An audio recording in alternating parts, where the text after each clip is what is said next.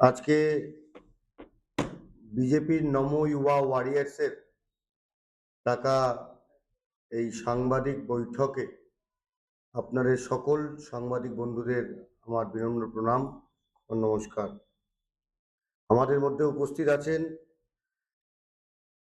বিজেওয়াইএম এর national executive member এবং স্টেটের ইলেকশন কো ইনচার্জ শ্রী সুপ্রীত পটেলজি। সুপ্রীতজি উপস্থিত আছে অনিকেত দাস, বিভাগ যুব মোর্চার বিভাগের কনভেনার। উপস্থিত আছেন গুরপ্রীত সিং সালুজা, উনি স্টেট সদস্য যুব মোর্চার। উপস্থিত আছে কালকে যে আমরা বিবেক যাত্রা করতে চলছি তার ইনচার্জ রাজীব চন্দ্র এবং কো ইনচার্জ রাজা রয় এবং ডিস্ট্রিক্টের আমাদের কো কনভেনার নম ইউবা ওয়ারিয়ার্সের দুজন।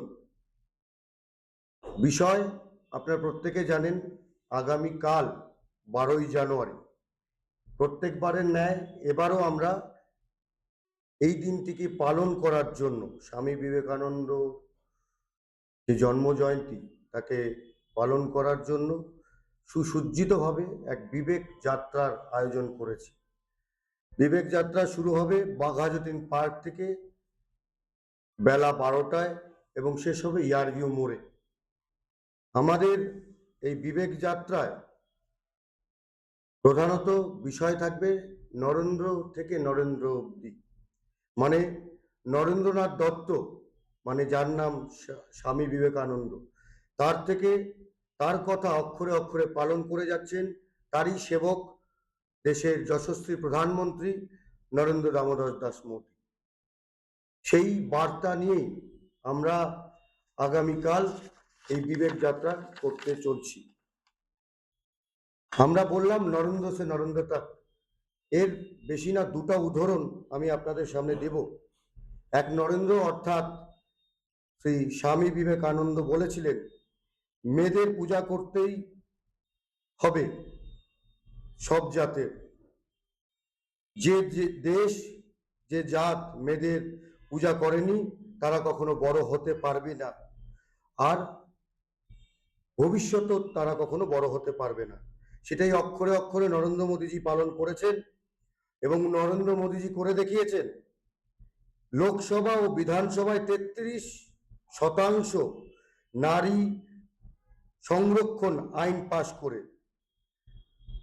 বেটি বাঁচাও বেটি পড়াও দ্বারা মেয়েদের শিক্ষার অগ্রগতি এনে, ট্রিপল তালাককে বাদ দিয়ে এবং মাতৃত্বকালীন ছুটি বাড়িয়ে, যেটা 26 সপ্তাহ করা আছে আপনারা জানেন, মুদ্রা যোজনা এবং স্টার্ট আপ ইন্ডিয়ার দ্বারা কোটি কোটি নারীরা নারীর যে ঋণ সেই সুবিধা পাচ্ছে। এরপর আরো উদাহরণ আছে, আমি একটা একটা করে বলছি মিডিয়া বন্ধুদেরকে, আপনাদের সবই জানা আছে। এক, নরেন্দ্র অর্থাৎ স্বামী বিবেকানন্দ বলেছেন কাজ কাজ চাই। এখন দরিদ্র ভাইদের জন্য কাজ করাটাই একমাত্র করণীয়। তার জন্য দেশের যশস্বী প্রধানমন্ত্রী নরেন্দ্র মোদীজি তার প্রচেষ্টায় প্রায় 25 কোটিরও বেশি মানুষ দেশে দরিদ্র সীমার নিচু থেকে তুলে আনা হয়েছে। প্রায় 12 কোটির উপর শৌচালয় তৈরি করা হয়েছে দেশে, প্রায় 12 কোটির উপর নলবাহী জলের হর ঘর নল যেটা আছে জল সংযোগ করা হয়েছে।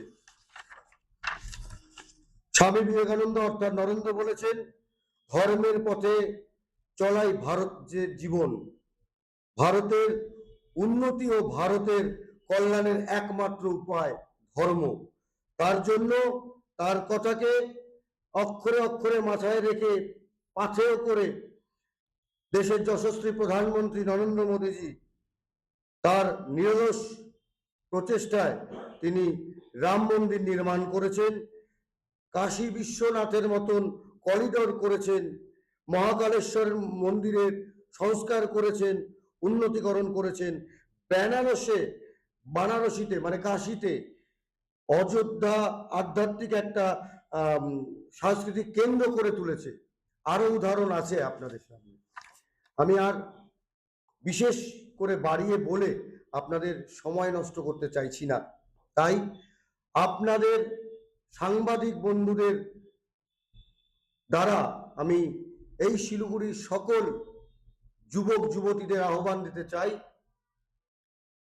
আগামী 12 তারিখ অর্থাৎ আগামীকাল শিলিগুড়ি স্থানীয় বাঘাযতীন পার্ক থেকে আমাদের যে বিবেক যাত্রা শুরু হতে চলছে, তাতে প্রত্যেকে যেন দলে দলে যোগ দেয় এবং স্বামী বিবেকানন্দর যে মহৎ প্রচেষ্টা সেটাকে যেন তুলে ধরে। এবং তারপর আমাদের হেয়ারভিউ মোড়ে এক আমরা সভা করব। সেই সভার নাম যুবদের গর্জন। আমাদের মূল ডাক, যুবরা দিচ্ছে ডাক, মমতা নিপাত যাক। আমরা এই স্লোগান নিয়ে কালকে একটা র্যালির শেষে আমরা একটা সভার মতনও করব যুবদের নিয়ে, যেখানে সাধারণ যারা যুবতী আছে তাদেরকেও আমরা আহ্বান জানাচ্ছি, প্রত্যেকে আসুন, প্রত্যেকে মিলে শিলিগুড়ি কেন শুধু উত্তরবঙ্গ নয়, গোটা পশ্চিমবঙ্গেই এই 26-এ এই সরকারকে আমরা যাতে দূর করতে পারি। विवेक यात्रा की हर एक जिला में हो रहा है क्या? বিবেক যাত্রা গোটা পশ্চিমবঙ্গ কেন প্রত্যেক দেশে হচ্ছে, দেশের প্রত্যেক অংশে হচ্ছে, এবং বিশেষ করে পশ্চিমবঙ্গের বিভিন্ন জায়গায় এবং প্রত্যেকটি জেলায় এই বিবেক যাত্রা বেরোবে কাল। আমার নাম সৌরভ সরকার, নমো ইউবা ওয়ারিয়ার্সের শিলিগুড়ি সাংগঠনিক জেলার কনভেনর।